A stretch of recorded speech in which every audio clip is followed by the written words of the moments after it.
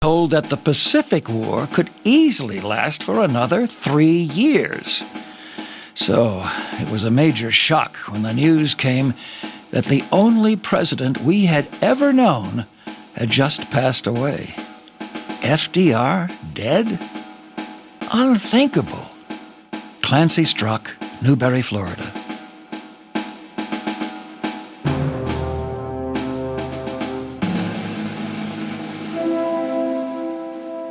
It's the first time I ever saw my father cry. My father, to the day he died, had a picture of FDR on the wall. He just loved that man.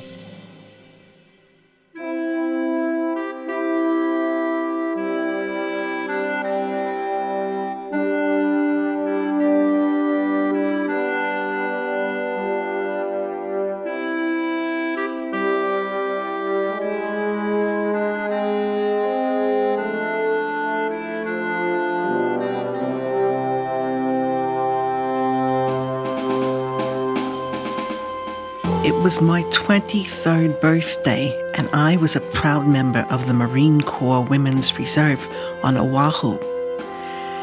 My buddies and I were celebrating my birthday when the news of FDR's death hit. Our first reaction was panic. Who was this Harry Truman, and would he be able to get us home? Lucille Greenberg, West Palm Beach, Florida.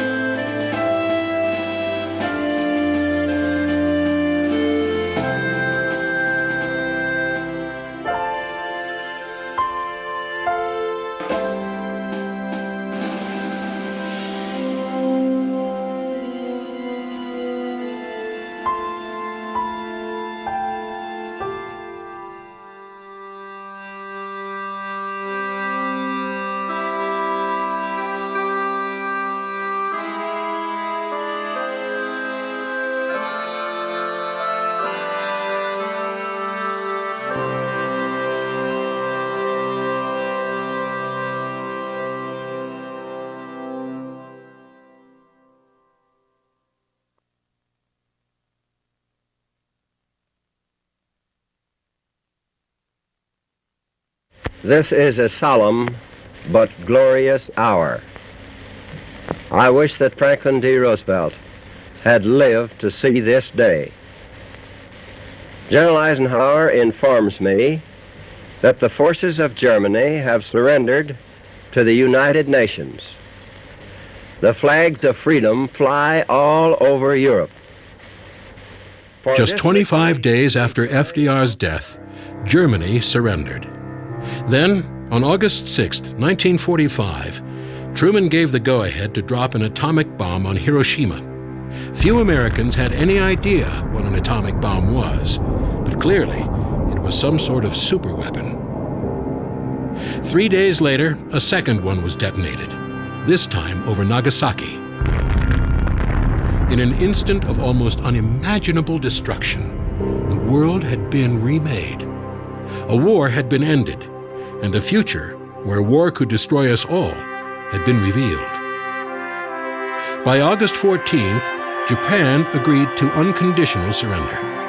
Americans everywhere rejoiced.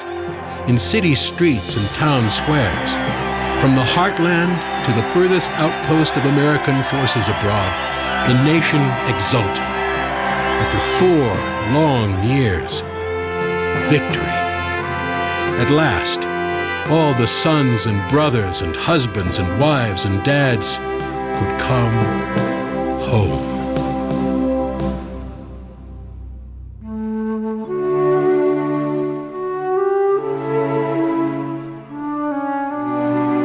Our local radio announcer told us there would be extremely important news at 6 o'clock.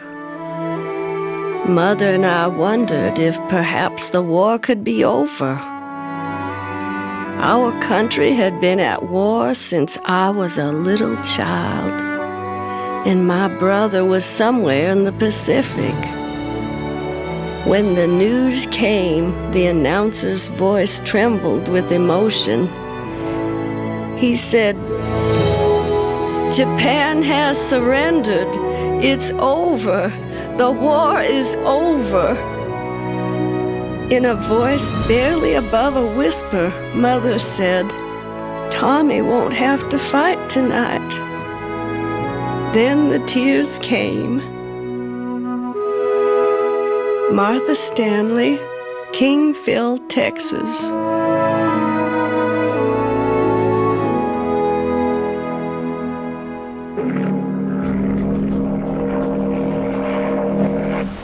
I came home aboard a Navy troop transport that had started its voyage in Calcutta.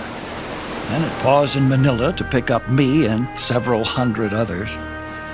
19 days later, it was nearly sunset when word spread that San Francisco was near. We packed the decks, eager for our first glimpse of a country some had left 4 years earlier. Slowly, the ship came around a headland. There stood the Golden Gate Bridge, glowing red in the sunset. And on beyond, we could see San Francisco. At precisely that moment, the ship's loudspeakers came on, blaring a rousing version of "California, Here I Come." We stood there in silence, soaking up the glorious sight, unable to hide our tears. Then, as the ship passed under the bridge, a huge cheer went up. We were home. We had made it. Clancy struck.